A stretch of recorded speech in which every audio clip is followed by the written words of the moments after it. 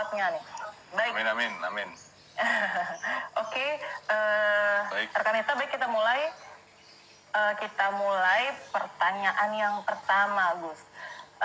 Ini kan kita mengenai hikmah Ramadan dan sunnahnya. Dan ini juga kita baru saja melewati nuzulul Quran ya.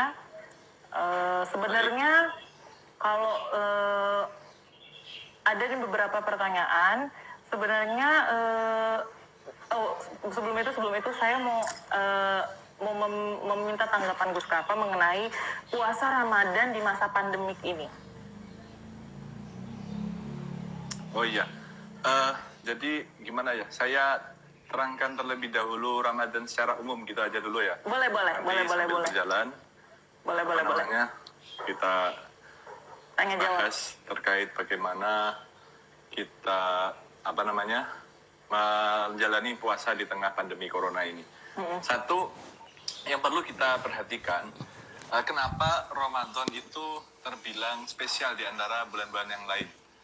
Karena begini, bulan Ramadan adalah salah satu di antara bulan Hijriyah, di mana di bulan Ramadan ini terpandang jauh lebih bagus daripada bulan-bulan yang lain, dikarenakan satu, Ramadan termasuk di antara golongan bulan-bulan mulia dari bulan Hijriyah. Jadi ada beberapa bulan mulia yang terpandang jauh lebih bagus daripada bulan-bulan yang lain, salah satunya adalah Ramadan. Itu satu. Ini kedengaran ya suaranya, Mbak? Kedengaran. Itu satu. Terus kedua, Ramadan kenapa terbilang lebih mulia daripada yang lain?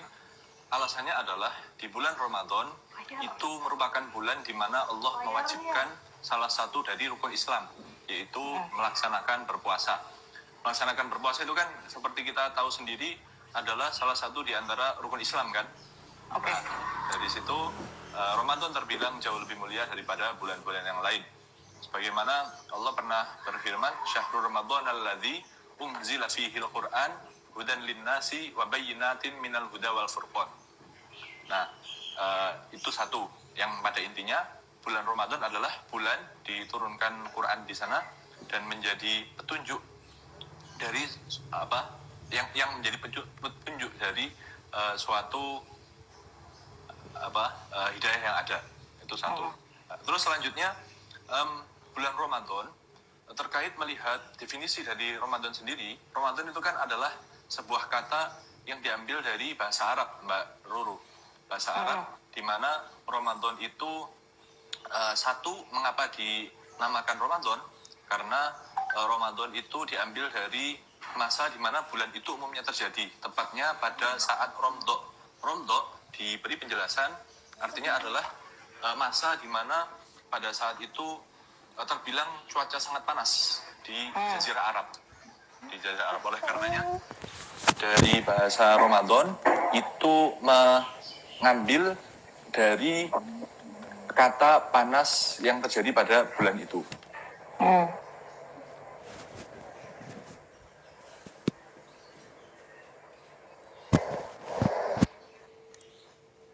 Sinyal. Apa? Oke. Suara. Halo. Sinyal ya. Masih kedengaran nggak? Ya. Kedengaran, bisa lanjut, Gus. Terus saya lanjutkan ya. Selanjutnya ada yang mengatakan mengapa dikatakan Ramadan? Karena Ramadan itu diambilkan dari kata yang artinya melebur, di mana dalam kitab disampaikan lima dasumia di Ramadan li'anna Ramadan yarmidud dzunub, yang artinya kenapa dinamakan dengan bulan Ramadan? Karena di bulan Ramadan itu dapat melebur dosa-dosa dengan menggunakan amal-amal soleh. Gitu. Terus di bulan Ramadan ini adalah bulan spesial. Bagaimana tidak? Dalam setiap kebaikan yang kita lakukan, ini jauh lebih dilipat gandakan dibanding bulan-bulan yang lain, Mbak Ruru. Nah, Ramadan itu terbilang spesial. Ini masih nyambung ya suaranya? Masih nyambung. Halo. Nyambung, Gus. Ya, nyambung. Kedengaran ya. Nah, dengar. Kenapa Ramadan itu terbilang spesial? Di antaranya lagi adalah di mana bulan Ramadan itu bulan terjadinya perang Badar. tahu kan perang Badar salah satu perang paling fenomenal di saat zaman Nabi itu terjadi di bulan Ramadan. Terus diantaranya lagi adalah di bulan Ramadan adalah bulan di saat terjadinya diturunkannya Al-Quran, baik diturunkannya dari fase pertama atau diturunkan dari fase kedua. Nanti akan saya terangkan nuzulul Quran sebenarnya yang terjadi itu bagaimana. Karena dalam nuzulul Quran ini tidak seperti apa yang dipikirkan oleh orang-orang terjadi di bulan 17 Ramadan itu tidak, tapi nanti akan saya terangkan. Nah, selanjutnya di bulan Ramadan sendiri juga di mana bulan itu di wafatkannya Sayyidah Aisyah. Sayyidah Aisyah meninggal tepat di bulan Ramadan. Lalu ya, kalau boleh saya terangkan kembali, di bulan Ramadan juga itu adalah bulan di mana pada tanggal 1 itu diturunkannya mushaf Nabi Ibrahim. Kalau semisal para teman-teman rekanita tahu, di surat Al-A'la itu kan juga sempat disinggung yang namanya Suhufi Ibrahim wa Musa. Nah, itu mushaf Ibrahim yang dimaksud itu diturunkan pada tanggal 1 Ramadan. Lalu di tanggal 6-nya bulan Ramadan itu diturunkannya kitab Taurat, salah satu di antara kitab-kitab dari umat Islam, dari kitab yang diturunkan oleh Allah, ya, kitab Taurat. Lalu di tanggal 13 itu adalah kitab diturunkannya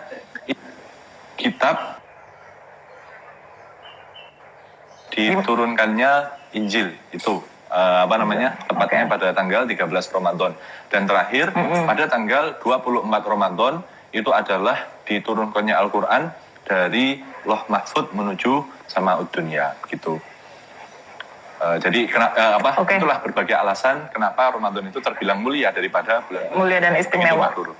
Baik, boleh kita lanjut ke pertanyaan nih Gus ya? Baik. Oke. Kemudian kegiatan sunnah sehari-hari apa yang istimewa juga dilakukan oleh hamba Allah di bulan Ramadan ini? Kegiatan sunnah. Oh, baik. Sebenarnya banyak sekali ya kesunahan-kesunahan yang bisa kita lakukan di bulan Ramadan. Termasuk diantaranya kita melaksanakan sholat-sholat sunnah atau melaksanakan yang paling banyak dilakukan oleh orang-orang adalah membaca Al-Quran. Membaca Al-Quran itu sangat dianjurkan untuk dilakukan di bulan Ramadan. Begitu juga dianjurkan untuk melakukan sebuah kesunahan atau justru kewajiban bagi setiap muslim, yaitu mengaji. Mengaji ini mengaji ilmu agama maksud saya. Ini terbilang sesuatu yang sekiranya dapat membuat kita mendapat pahala yang melimpah. Namun untuk orang-orang yang ada di zaman kita saat ini, sebenarnya untuk melakukan sebuah kebaikan, menyebar sebuah kebaikan untuk mendapatkan pahala, ini bisa dilakukan dengan cara apa saja. Termasuk diantaranya yang disampaikan oleh kitab Syarah Yaqut Nafis itu menerangkan, termasuk diantara kesunahannya adalah kita menggunjing, meninggalkan perkara-perkara buruk, meninggalkan berghibah dan seterusnya. Soalnya memang kalau misal kita pandang dari sisi agama, yang namanya menggunjing, lalu mencaci kepada orang lain dan berkata buruk kepada orang lain dan seterusnya, itu adalah suatu keharaman. Namun dianggap sebagai kesunahan tersendiri di saat bulan Ramadan.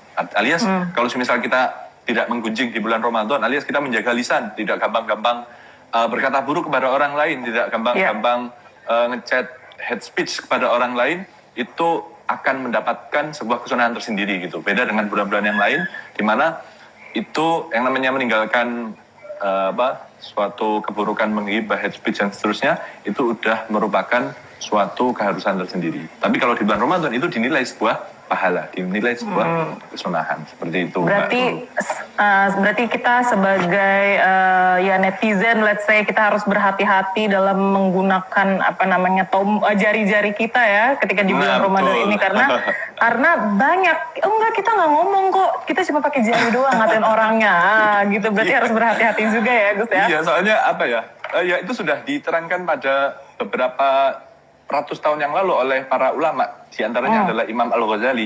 Beliau menyampaikan bahwa tidak ada bedanya baik kita menyampaikan secara lisan langsung melewat mulut atau melalui pena, atau kalau zaman sekarang mungkin keyboard HP atau keyboard komputer dan seterusnya, itu malah terbilang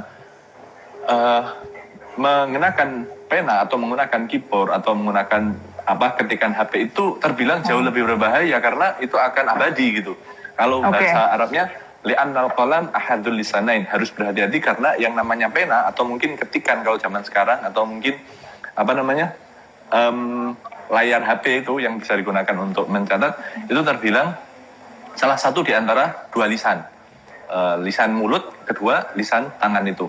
Nah, malah terbilang dengan lisan tangan ini itu jauh lebih berbahaya daripada mulut itu sendiri, seperti itu, Mbak Ruru. Oke, baik. Jadi rekan Nita dan juga rekan ya sebelumnya. Sangat dimengerti sekali. Alhamdulillah. Ya, rekan dan juga rekan Nita udah ngerti kan apa yang disampaikan oleh Gus Iman Kafa ini. Baik, kita lanjut ke pertanyaan. Sebenarnya kita kemarin udah bikin list pertanyaan bagi rekan-rekan yang mau menyampaikan pertanyaannya bisa tulis di kolom komentar. Tapi ini ada pertanyaan titipan dulu nih Gus nih. Lalu bagaimana kriteria orang yang akan lolos bulan puasanya atau orang yang akan lolos pada bulan Ramadan?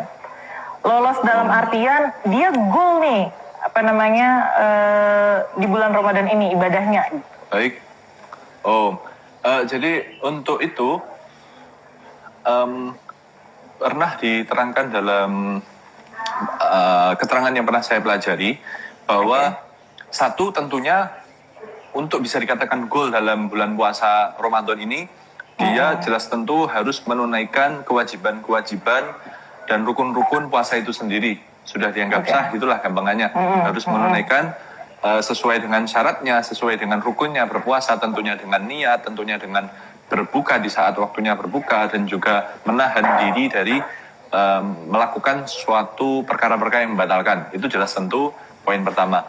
Lalu untuk poin kedua agar tahu apakah dia sudah goal dalam bulan Ramadan ini dalam menunaikan puasanya atau tidak, terlihat dari perilaku keadaan yang terjadi setelah bulan Ramadan itu. Apakah dia menjadi insan yang jauh lebih bagus ataupun tidak. Ini juga terlaku dalam hal haji.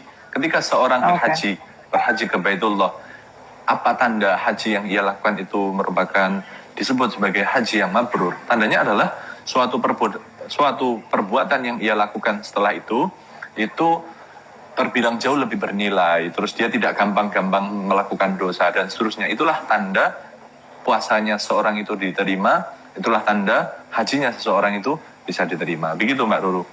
Oke, luar biasa. Wah, sangat bisa dimengerti. Mau bahasa Indonesia, bahasa Inggris, apalagi ini bercanda Gus. Kita kalau lagi ngaji gini jangan serius-serius Gus, nanti malah nggak masuk ke otaknya kan Gus ya.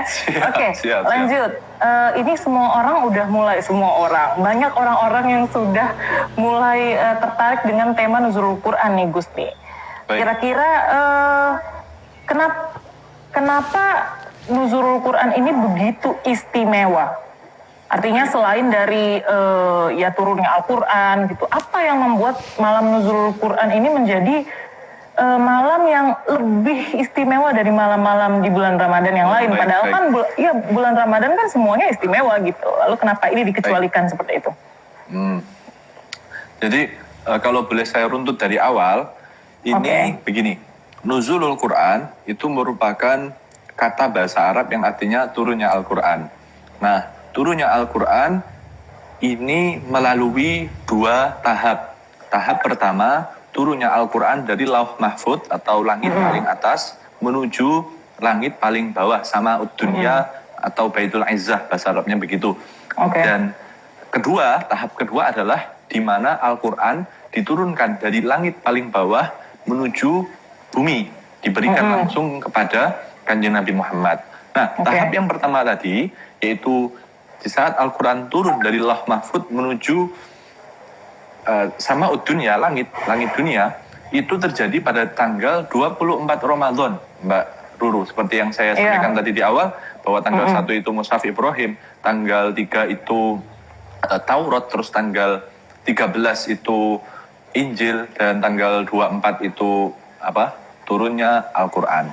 Jadi perlu yang kita ketahui, yang tertulis di dalam Al-Quran ayat inna anzalnahu fi lailatul qadar atau inna anzalnahu fi lailatul mubarakah, yang artinya sungguh kami telah menurunkan Al-Quran di malam Lailatul Qadar, itu sesungguhnya terjadi pada tanggal 24 Ramadan, tepatnya penurunan Al-Quran dari Lauh Mahfud menuju langit dunia.